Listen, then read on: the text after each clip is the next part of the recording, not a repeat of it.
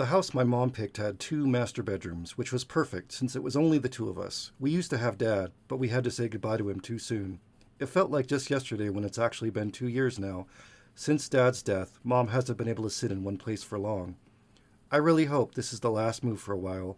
My mom had 2 more years with me before I went off to school, and I wasn't sure how she would really handle that departure. I looked into local schools that I could attend without having to move away from home, but at the same time, I knew that the Band-Aid had to be torn off if I ever wanted to get on with my life. Mom and I were stuck in a whirlpool of misery and pain. My mom hasn't handled Dad's death well, to say the least.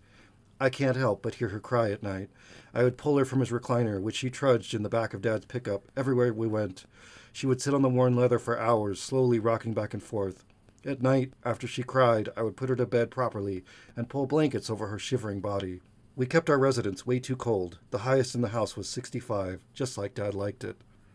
I walked into my new room. The oak under my feet was finely polished and remained still under my weight. The hardwood was new, and just feeling that comfort thrilled me more than anything. I went to my 2-door cement window and pulled open each glass panel by the embossed curled handles. It was beautiful outside, and I wanted the fresh air as I unpacked my room. That night, I lay in my bed in my new room and looked up at the ceiling as I heard my mom's cries from the living room on the other side of the 3 stairs. I took a deep breath and just waited for the crying to stop, which it did, like usual, and I closed my eyes. That's when there was a tap on my window. I opened my eyes, startled, thinking something must have hit my window, like a rock thrown by the wind. I closed my eyes again, and then there was more tapping on my window. That's when I saw the monster. It had the face of a man, except all of his features were animated by too many facial expressions. Its fish eyes blinked at me, and its smile opened up to see too many molars and a widely stretched grin. It looked at me and smiled. It held up a hot dog in a breaded bun with a drizzle of mustard and ketchup on top. "Do you want a hot dog?" His voice was a gurgle of words, as if he were having difficulty with English. I shook my head, and he sat down with his legs crossed outside my window, and with his head down, he quietly began to cry.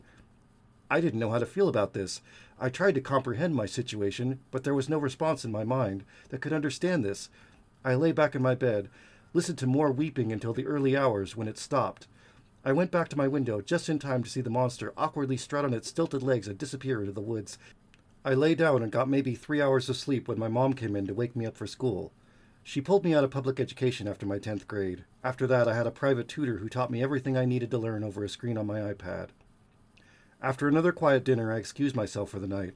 I was hoping to fall asleep before my mom started crying so I could miss it and get more time to sleep. Everything was going fine until I heard the tapping on my window. There was the man standing outside my window with his face against the glass. He tapped his finger again and again and smiled at me. That's when I knew it was the monster. It had the same toothy smile that made him look awkward and unusual. The uncanny man asked me, "Do you want a hot dog?" His voice sounded more human, but strained too much to sound anywhere near normal. I shook my head again, and it sat down outside my window and began to cry.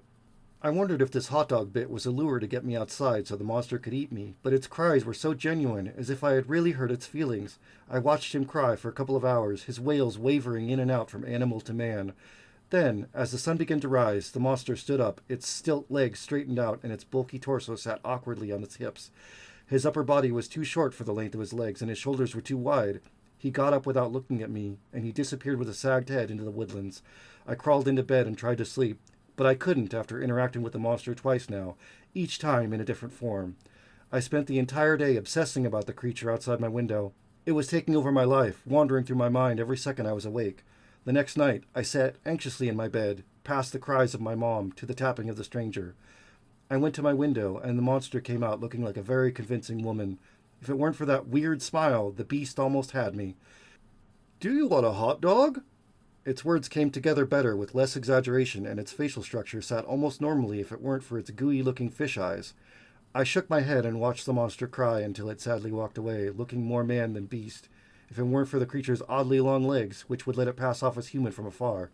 He was tempting me, trying to become more appealing, so I will take its hot dog. One night, after too many nights of crying, I welcomed the sight of the monster, of a few moments of tapping. Tonight, it looked just like a man with bulging eyes. The monster still had this weird smile, but it was less inhumane looking. "Do you want a hot dog?" I stared at the monster, and an idea hit me like a bullet. When I made this decision, I thought I was solving 2 problems at once, and I didn't realize how big a mistake it was. I went inside, grabbed a picture of my dad, and pushed it against the glass. The monster stared at it for hours before wailing back into the woods, the hot dog cradled against its broad chest. I went through another agonizing day, only thinking of the monster, and waited an eternity for night to come. I jumped out of bed when I heard the tapping. I peered out the window and couldn't believe what I was looking at. The monster was almost an exact replica of my dead dad. His brown hair curled at the ends around his ears, and his bushy eyebrows sat on top of a set of hazel eyes. I shook my head in disbelief, and the monster even got the smile right. There were things about this man in front of me that made him different from my dad. The nose wasn't quite right, his eyes were too wide. He looked different in a good way, in ways that made him appear like the perfect stranger. I opened my window and nodded my head, before the monster smiled far too widely. It pulled the hot dog out of its jacket pocket and handed it to me with a shaky, pale hand. I took the snack and gave it an awkward smile. I sat, and it waited for me to take a bite. When I did, the monster rejoiced before turning around to leave. "Wait!" I called out to the creature, reaching my arm out to stop him from leaving. The beast stopped and turned around. "Could you be a strange man who loves my mom?" I asked, but didn't get a response. "You could come during the day as a stranger and sit with her and drink coffee. Can you do that?" I wanted this plan to work. "I will eat all of your hot dogs." I finally let out the promise I knew was going to reel the monster in. The monster looked at me with its fishy eyes and, with a wide smile, nodded frantically before frolicking back into the woods. I lay down on my bed and wondered if my mom would fall for the trap I was setting for her. I could make the perfect man, and she would never be lonely again. I couldn't sleep that night and woke up far too early to get to breakfast in school. I rushed through my classes, distracted by the front door, waiting for a knock. Then someone knocked on the door, and I almost shit my pants. I fell over myself trying to get to the front. I opened the wooden frame, and standing before me was an average-looking man who didn't really resemble my dad, but it was close enough for the plan to work. "Do you want a hot dog?" It pulled a hot dog out of its pocket and handed it to me. I smiled at him with a tight grin, quickly eating the hot dog, and began to explain to him what was going to happen next. Through a mouthful, I spoke quickly. "Be her friend, be normal, and be too nice to ever be a stranger to her again." I swallowed the hot dog and nodded my head. The creature didn't respond. That's when my mom walked up. There was an awkward silence before I cleared my throat. "This is Mr. Donnie. He just moved into the house behind us," I tried to explain, trying to make this whole thing seem as normal as possible. Then the monster pulled a hot dog out of its pocket and held it out to my mother. "Do you want a hot dog?" it asked with at least a normal-looking smile. My mom was baffled, and I let out a light laugh. "Yeah, he's not really all there, and I think he's trying to make friends." I let Mr. Donnie inside and shut the door. "You should make some coffee for him, get to talk, maybe become familiar. I don't know." I didn't know what I was doing, and right now my mom's reaction was going to make or break this plan. "I would love to make some coffee for Mr. Donnie," my mother said sweetly, showing Mr. Donnie to the kitchen. I watched the initiation with so much apprehension. The monster sat down in the chair at the small round table made for just my mom and me. My mom moved around the kitchen and immediately began talking. I waited for the pause to come see how the monster was going to reply. When the silence came and my mom looked over for a response, the monster nodded and said, "I completely understand." His English was still torn up, making him sound a bit disabled. My mom smiled at him and started to talk again. This shit was actually happening. I watched my mom sit with Mr. Donnie for a couple of hours before it was time for Mr. Donnie to leave. He said an awkward goodbye to us and then disappeared out back to get back to the woodlands. I sat with my mom in the kitchen and listened as she talked about how nice it was that the man came and introduced himself to her. She also mentioned his appearance, noting that he looked very similar to my dad. I lay in bed, feeling very clever with myself when the tapping came to the window. I ran to see the monster, still looking at Mr. Donnie, just with fishier-looking eyes. He pulled a hot dog out of his jacket and handed it to me through the open window. "Do you want a hot dog?" Mr. Donnie asked with a smile in his voice, knowing I was going to take his hot dog. I then explained to Mr. Donnie what he needed to do the next day when interacting with my mom. He didn't say anything to me before leaving me mid-sentence to run back into the woods. I did sleep very hard that night after being deprived for too many days. When I woke up, it was mid-afternoon, and my mother was answering the door. I sat up in bed and wiped my eyes, not taking too much notice of whoever was at our door, until I heard him say, "Do you want a hot dog?" My mom laughed, accepted his kind gesture, and invited him inside. I watched as the two of them walked back into the kitchen. I dressed quickly and went to spy. The monster replied only enough for my mom to continue speaking. He was very good at listening. When it was time for his departure, I walked him to the door, and before he left, he asked me if I wanted a hot dog, which I took and made sure he saw me eat. After he left, I went to hear all about Mr. Donnie from my mom as she made lunch for the two of us. That night, I waited by my window with the glass panel open for the monster to come. Mr. Donnie came with an exaggerated smile. He reached into his pocket and immediately handed me a hot dog. He didn't even have to ask, as I took it happily and ate it. The monster watched me with so much glee as I ate his snack. But Mr. Donny never spoke to me, just like he didn't really speak to my mother, only small words that encouraged the speaker to go on. After Mr. Donny left, I went to bed and slept soundly, feeling I had done my duty by finding comfort from my mom. She did, after all, stop crying as much.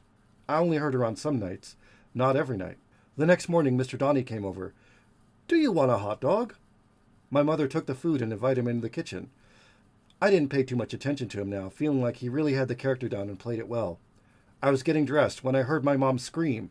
I sprinted, slipping all over the hardwood to get to the kitchen. What I saw petrified me. Mr. Donny was no longer Mr. Donny. I watched as the monster opened its neck widely. It elongated until it could reach across the table and touch my mom. I then witnessed the man as he dislocated his jaw, expanded his entire mouth until it fit over my mom's head. I then watched a spray of blood come from the monster's throat as my mom's skull hit against a whirl of sharpened teeth. I could hear the shredding of bones and the shards whipped around like a cyclone. I fell to my knees as her body fell to the floor. I watched as the giraffe's neck cracked and snapped as it returned to its natural state. I watched as the monster's jaw fractured as its jaw went back into place. The monster then stood up and walked up to me and fell down to his knees to meet my eyes. He looked more fish than man at this point, with his wet, bulging eyes and weird, sucked-in teeth. He smiled at me and pulled something from his pocket. "Do you want a hot dog?" He handed me a hot dog, which was now soaked with red, and his face was coated with my mom's blood. I could taste metal as my gaze landed on the crimson insides that once gave life to the person I loved the most. His too wide smile was the last thing I saw before a whirlwind of sharp teeth took my head off, my blood spraying everywhere as if being chopped through a wood chipper, and I fell limp to the floor as the hot dog man got away.